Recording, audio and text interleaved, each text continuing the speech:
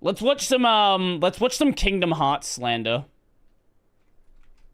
Because this is always very fun. Kingdom Hearts 1 has aged terribly. Hot takes.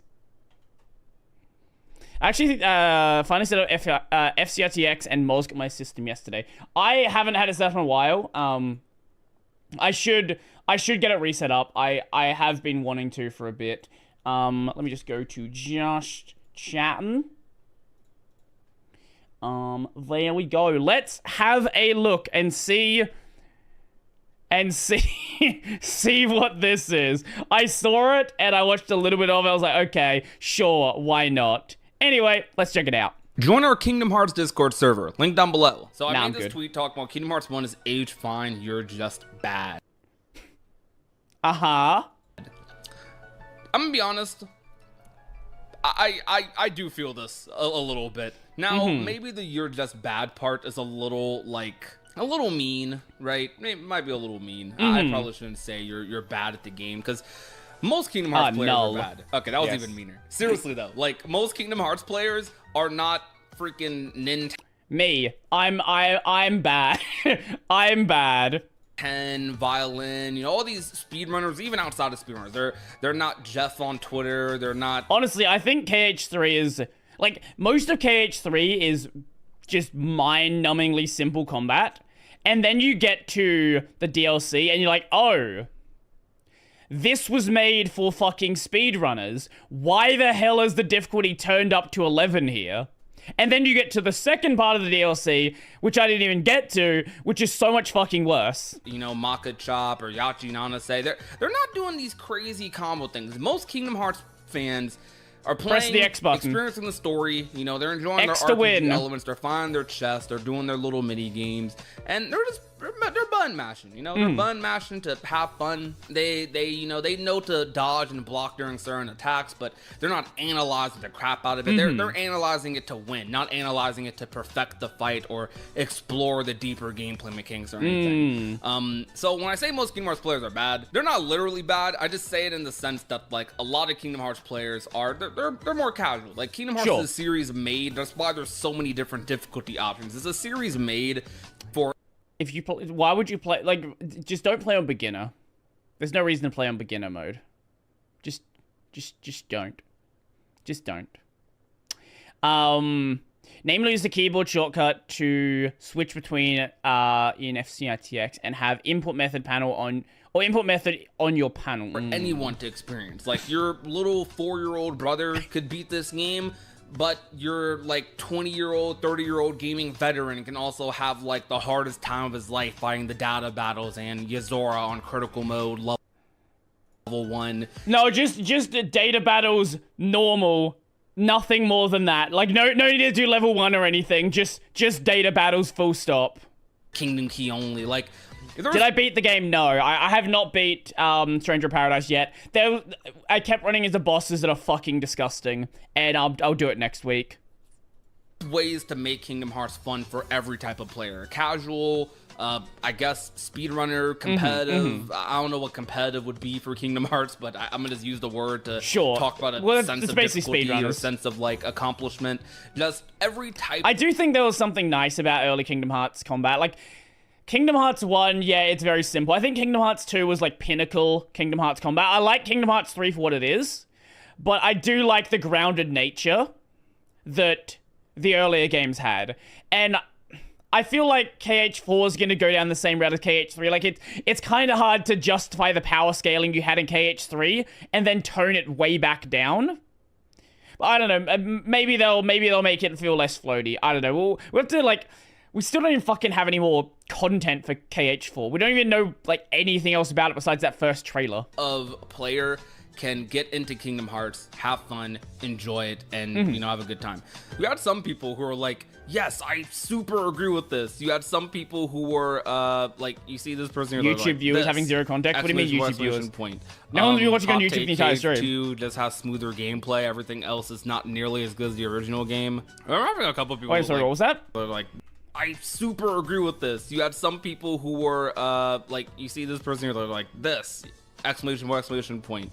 Hot take, KH2 just has smoother gameplay. True. Everything else is not nearly as good as the original game. KH2 has smoother gameplay, not everything else not as good as the first game. I do think KH2 misses out on the platforming elements of the first game. Just because you get so much movement in KH2. Like, you just couldn't do platforming that game. And I do like... I do like how... There's something simple to KH1, right? Like, you're a kid who has no idea what's going on. You don't really understand this Keyblade thing. You're learning about the idea of these worlds as Sora is as well. KH2, you get forms very early on in the game. You jump between worlds very quickly. Obviously, the combat's way better, but...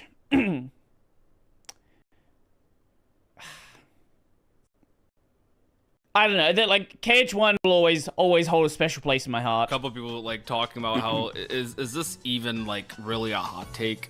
It kind of is, because that would be like the first question that will pop up, right? Kevin Remembrance brings back some platform, but not much. Yeah, pretty much. Like, is this even really a hot take? And I'd say it is a little bit nowadays. Back in the day, pre-remix era. Wow, you just skipped the cutscene. I think Kingdom Hearts 1 was pretty universally loved, but I think as Kingdom Hearts 2, like when Kingdom Hearts 2 Final Mix came to the US, more and more people got to experience Kingdom Hearts. That's fair, yeah. Like, anyone in the West just didn't get a chance to play Final Mix.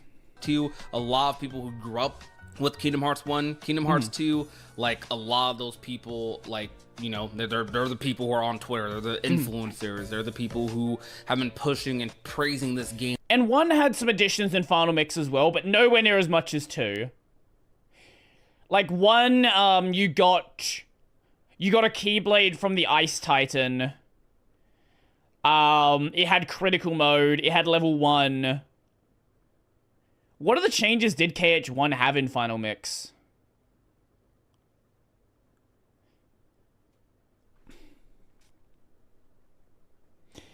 Because the Xemnas fight... Was the Xemnas fight in original KH1? I feel like it was. Let me see. Actually, I want to check. KH1 Final Mix changes. A couple of new cutscenes. Oh, new abilities. Sora got some new moves. New Ansem reports, don't care. New Gummy Ship missions, don't care. Oh yeah, ability to skip cutscenes, that's cool. Secret ending, I guess. But KH2 was like had a lot more. Xemnas is part of Final Mix, really? I thought Xemnas was in the base game. Huh. Okay, maybe I'm wrong. Like crazy. Kingdom Hearts 2 has a way more dedicated speedrun community than Kingdom Hearts 1 had or did. But I feel like while Kingdom Hearts 2 has gone up for many people during the 2010s, like in terms of popularity, in terms of just general critical like reviews, like people say this game's 10 out of 10, best game of all time. I agree. Kingdom Hearts 1 went down a little bit. There's another crowd that likes Kingdom Hearts 1, but maybe thinks it's aged a little bit. There's even a crowd, an extreme version of that crowd, that thinks Kingdom Hearts 1 feels so clunky and... Those people are stupid. No. If you want to talk about clunky, go play Birth by Sleep in the PSP version. That's clunky. Terrible compared to Kingdom Hearts 2. What I find might be the cause of this is that a lot of Kingdom Hearts fans who grew up with Kingdom Hearts on the PS2, not everyone started with Kingdom Hearts 1. A lot of people did. A lot of people did. But a lot of people also started with Kingdom Hearts 2. Kingdom Hearts 1 was a lot of people's first Kingdom Hearts game, but so was Kingdom Hearts 2. Before KH3 came out, Kingdom Hearts 2 was the second most popular Kingdom Hearts game, and is still second? also... What's first?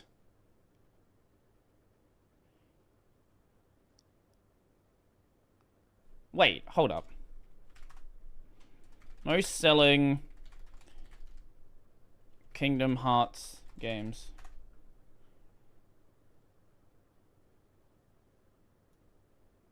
Or is he just like pulling shit out of his ass? Also very possible. Why would you order it like this? No, Kingdom Hearts 1 is the most selling Kingdom Hearts game. Okay. So among Kingdom Hearts 1 and being in the top 15 most sold PS2 games, this period. I think it's like number 13 or something last I checked, unless they updated it. But I think a lot of people who played Kingdom Hearts 2 first, going back to Kingdom Hearts 1, it feels clunky, it feels slow, it feels like... I played 1 and then 2. I didn't know about Chain of Memories. So that opening cutscene in KH2 where it shows you, like, fighting Marluxia, I'm like, what the fuck is this? What is any of this? Then you start the game as Roxas, like, what is this? Wait, why am I not, like, zipping across the screen in 2 seconds like I am in basically every single Kingdom Hearts game after? Like, when you think of other Kingdom Hearts games, they have all these movement options. Even Birth by Sleep to a degree, like, well... Does 358 have that much in the way of movement options? I guess towards the end of the game, yeah. And Birth by Sleep as you get pretty far in the game as well, but KH2 just has... Yeah, I would say KH2 probably has the most movement before KH3, by far. I would argue Birth by Sleep is definitely way more clunky than KH1 is. Some people are fine with Birth by Sleep's clunkiness because of the commands. Like, it's it's compensated for with commands, D-links, and shot blocks, and a lot of other abilities like good dodge rolls and cartwheels and stuff. Like, other Kingdom Hearts games have movement. Kingdom Hearts 1 doesn't really have any major movement. Kingdom Hearts 1 is a very vanilla Kingdom Hearts. There was no super glide in KH1, was there? Was that added to KH2? Because that was that was part of... Wasn't that part of Final Form in KH2? I don't think there was a super glide in KH1. At least I don't remember there being.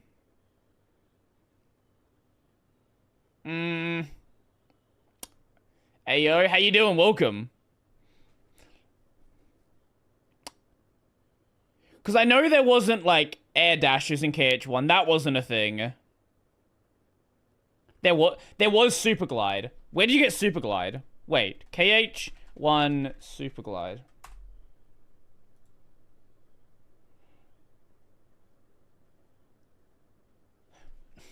You get it in the final world. Okay, sure. That's why I forgot about it. Game, but that's kind of what makes it so good. It's the start of Sora's journey. This is like Sora's first time being a Keyblade wielder, and you're actively learning, like, with him how to use the Keyblade. Right. It's perfect that it's like this slower, like, kind of more spacing dependent Kingdom Hearts game compared to Kingdom Hearts 2 or 3 or like even Dream Drop, where Sora's he's a freak. Like, Sora's doing all this crazy stuff. He can... Sure, if we want to talk about movement,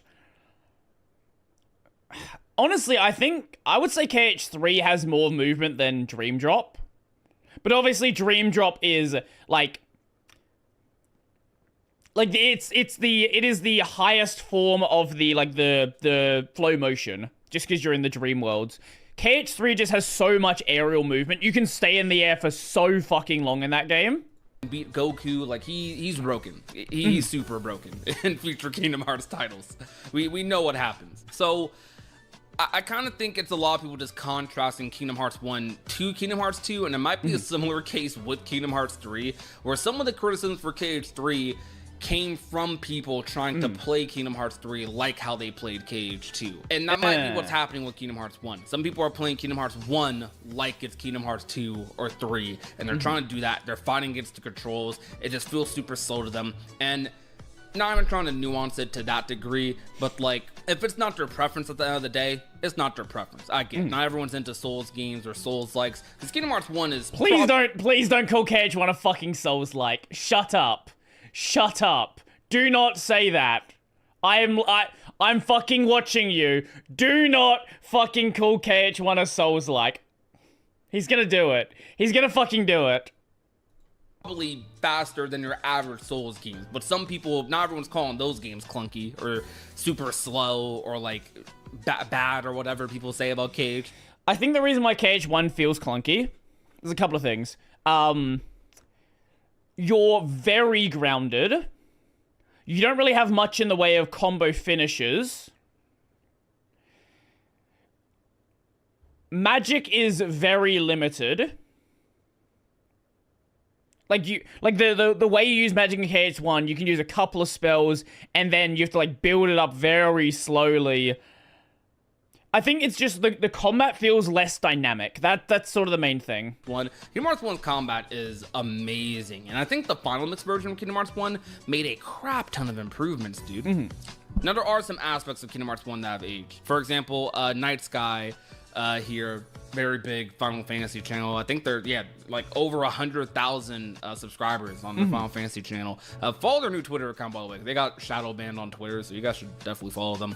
But they said something. Didn't have a combo starters that closed the gap. Yes, that as well. Yeah. So it takes you longer to get into the combat. You know, I agree with. It looks like me backpedaling immediately, but I agree with this. The camera in Kingdom Hearts 1 is probably the only thing about the game that especially if you play the original version. Original version's camera is awful. It was L2R2 camera.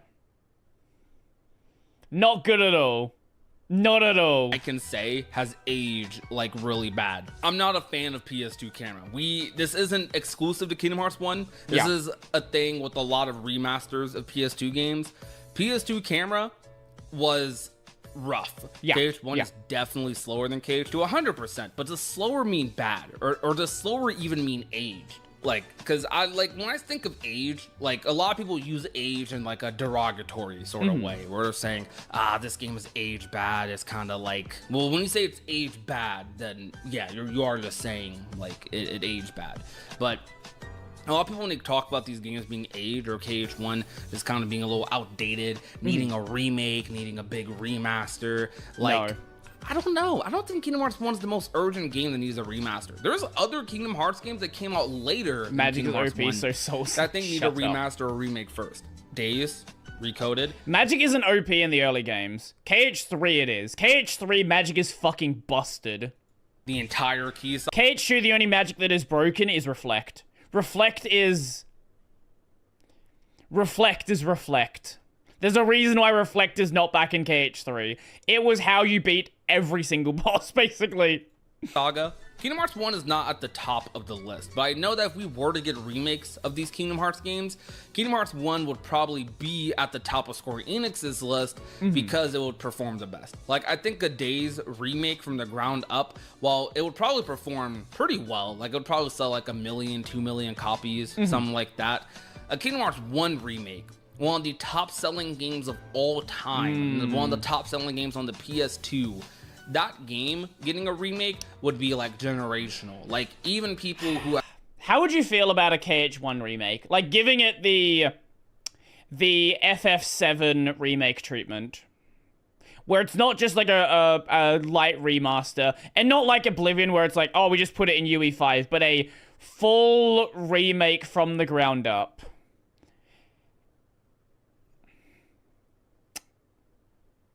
I would be interested. I would definitely play it. Again, though, KH1, it's such a special game, and I wouldn't want it to be sped up to, like, KH3 speed. Like, that's just not what KH1 is. Sora is not a good Keyblade wielder in KH1. Like, he has no idea what he's fucking doing. I would be interested. I would be curious to see what they would do with it. I've never played Kingdom Hearts could get into Kingdom Hearts through that remake. You know what I mean? Which game is better between Birth by Sleep and Dream Drop Distance? Birth by Sleep and Dream Drop Distance are kind of like these two games that they're Osaka's like main games. Like, when you think of handheld era Kingdom Hearts, yeah, Days exist, yeah, Recoded exists, and those are great games, right? There's a reason 2 of these games got remastered and the others probably didn't. Even if I don't. Days is so much better than Birth by Sleep. I don't care what anyone fucking says. Days is so fucking good. Agree with those reasons at all. Birth by Sleep and Dream Drop Distance are probably games that like are more substantial when it comes to lore. Sure. They do a lot for the Kingdom Hearts series. They've changed the Kingdom Hearts series in many ways. Sure, you can understand the lore without playing 358's not... It's important for Roxas, but that's pretty much it. A lot of KH3 revolves around Aqua, and you kind of need to know who Aqua is. Recoded... No one gives a shit about Recoded. I like Recoded for what it is, but you... Like, of the Kingdom Hearts games you don't need to play Recoded. It basically... Yeah, there's really not anything in Recoded that, like, is substantial, super substantial to the story besides, like, data worlds. Birth by Sleep introduced, they're basically the prequels to Kingdom Hearts. This is basically like our prequel era, if you're a Star Wars fan, for the Kingdom Hearts franchise. But Dream Drop, on the other hand, Dream Drop Distance was the game that introduced time travel. Birth by Sleep was the game that introduced, like, significant new characters, like new Keyblade wielders. It changed the way we viewed the Keyblade, and we viewed, like, the Keyblade lineage, I suppose. Personally, for me, Birth by Sleep is way better. I won't say way better. They used to be tied. So for a very long time period, Birth by Sleep and Dream Drop Distance for me were basically tied. They were constantly like a... That's kind of tough. Because they both have the same flaw of splitting worlds between characters. So the game pacing is just weird.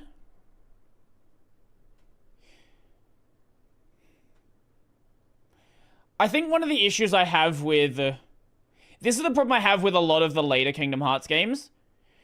The Disney worlds don't fucking matter. Like, there's so little plot relevance to the Disney worlds. KH3, the only purpose of the Disney worlds is so at the end of them, you can, like, run into someone who's part of the real organization. It's like, hey, I'm in the real organization. Sora, you should fall to darkness. And that's the entire purpose of every Disney world. Whereas KH1, because Sora knew so much less about the universe, they were a lot more substantial to the overarching plot. There's just so many characters in Kingdom Hearts now, and the focus isn't on the Disney stuff. It's on the organization. It's on, like, it's on this other stuff that the worlds just... I don't know. I hope with KH4 they make the worlds matter more, and the plot there that, like, progresses actually means something. Seesaw, they were going up and down, back and forth. Some days, when I was playing Dream Drop, I'd be like, Dream Drop's so good. It's a consequence of Kingdom Hearts not needing to borrow characters anymore. That's fair. But even so, I kind of wish... Well, in that case, I kind of wish there was more of a focus on worlds like Hollow Bastion and worlds that are not explicitly Disney worlds. Or at least having the organization members or anything else more tightly integrated into the plots. Even KH2, I would say even KH2 is a lot more... The worlds matter a bit more. Man, these Disney worlds are so vibrant and colorful and unique. Dream Drop has one of the most unique world catalogs in the series because that's fair. It's not necessarily filled with, like, extremely popular movies. It's a lot of, like, post-Renaissance, like Hunchback. Well, Hunchback I think is technically part of the Disney Renaissance, but it's part of these, like, movies that technically weren't on paper as successful as some of the more popular movies, like Lion King, Mulan, etc. Dream Drop's world catalog is so good, and I even think I like the Dream Eater aspect. I like the worlds in Dream Drop, yes. I think the world stories are just garbage in Dream Drop. I'm not someone who likes monster catcher games. I'm not crazy into, like, Pokemon or Digimon or any of those types of games, but I think Dream Drop does a lot of right when it comes to its aesthetic, when it comes to a lot of its concepts, when it comes to its worlds, and this might surprise you guys, I even love Dream Drop's story. Straight up, I said this in my most shocking Kingdom Hearts moments video, I love the ending of Dream Drop. I thought the time travel stuff was crazy. I don't it was crazy. You are right. Opinion of time travel being super bad or hating it in media, thinking of some lazy cop-out option. I've never had that perspective. I think time travel stories are perfectly fine and can be really good when done well.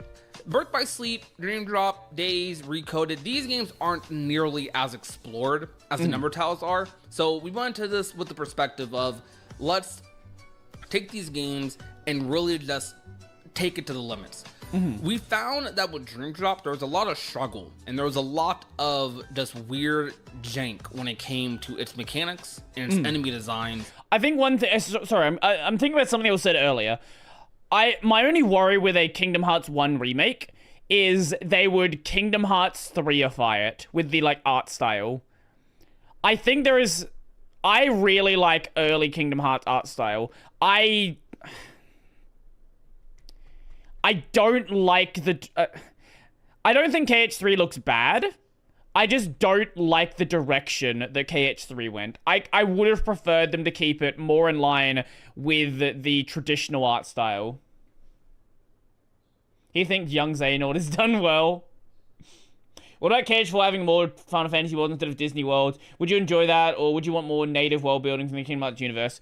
I think with Final Fantasy characters, they can be a lot more freeing with them, because if you don't know, Disney owns Kingdom Hearts entirely. The only thing, like, including Sora and all that, the only thing they don't own is the Final Fantasy characters. So it gives them a lot more freedom to mess around.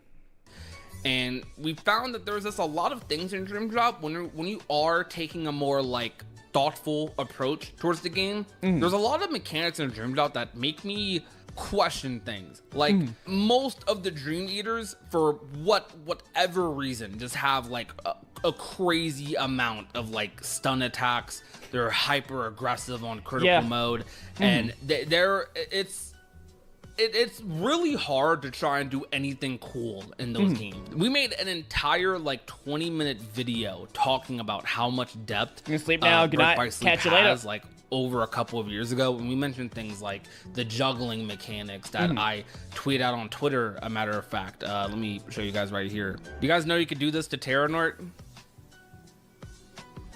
He has this one really weird like punish or like opening where you can punish him and you basically can just do anything. Like no, I didn't know you could do that. Literally, he gets looped. He just doesn't break out. Now, this is definitely a jank. Probably not on purpose. But it's cool. It's actually cool and really fun to go for. It is. And this is Terra doing this, by the way. This is Terra, not Ventus, not Aqua, who most people prefer to play as. Terra can do stuff like this in Birth by Sleep. So just think about if Terra can do something like that. Think about what like Aqua and Ventus and these other characters are capable of. And yeah, we found like a lot more stuff. So hold on.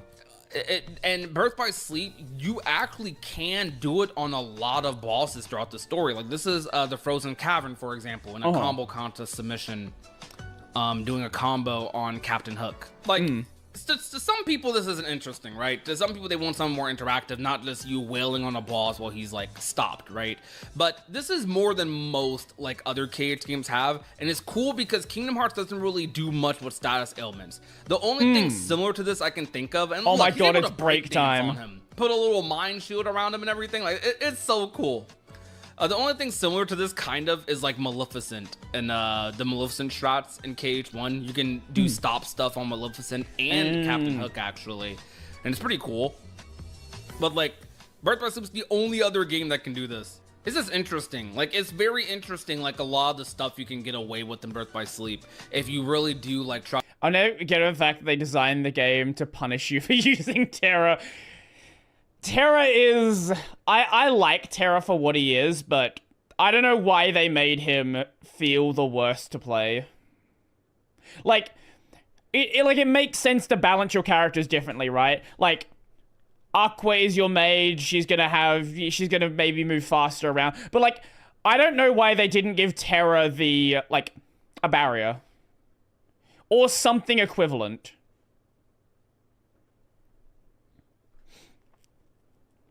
Like, or maybe, I don't know, maybe his... I don't know how you fix Terra, right? I don't know how you fix Terra. The dodge is the worst part. Maybe you make Terra harder to stun, something like that. I don't know. To explore the combat, doing zero gravity, doing the shot blocks, like to win the fight. It's just interesting. Dream Drop doesn't have any of this. Dream Drop does not have any of this. what Birth by Sleep did with status ailments, Dream Drop does not really do. Dream Drop does have status ailments, it does have sleep, and stuff like that, but it's not really that useful against any boss fights. There's hardly any humanoid boss fights in the game. His dodge having less iframes than the other two? That's fair.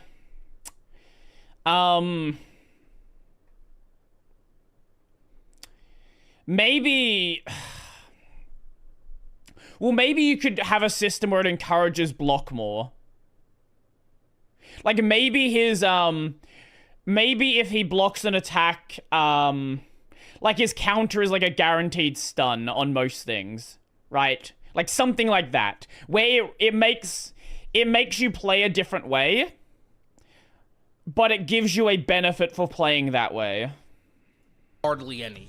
I think Dream Drop might be more fun casually. Like, I think Dream Drop is a very, very fun Kingdom Hearts game, extremely fun Kingdom Hearts game when you don't take the game seriously. And some people say that maybe that's how you should play every game. Not everyone wants to play games like that all the time. That's good for the first experience, or maybe even every couple of experiences we replay the game often. But for me, as someone who comes from like the fighting game space as well, and I'm really into competitive gaming, one of the coolest parts about video games is the aspects of the design that aren't immediate, that you have to discover, that you have to find out about. That is some of the coolest aspects of gaming to me. I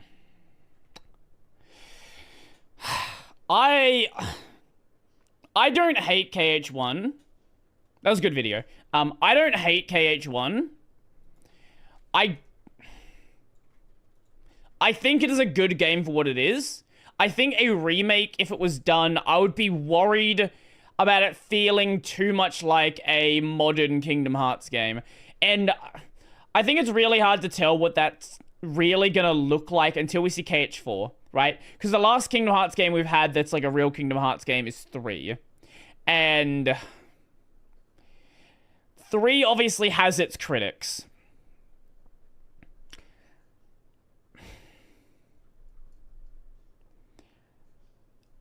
I don't know, man. Like, I think if you play I think the problem is if you go back and play games in a wrong order. Like, if you go into each game knowing what to expect, I think this is what it is, right? A lot of people go into a game with the wrong kind of expectations and then get surprised when a game doesn't live up to those expectations. They approach things in a way that doesn't really give themselves to the game. Suddenly they hire DMC Combat Director for KH4. It would be... Yeah, I guess that could be an approach. Maybe React to the Portal run a video that was in React suggestions. I'll see if I can find it.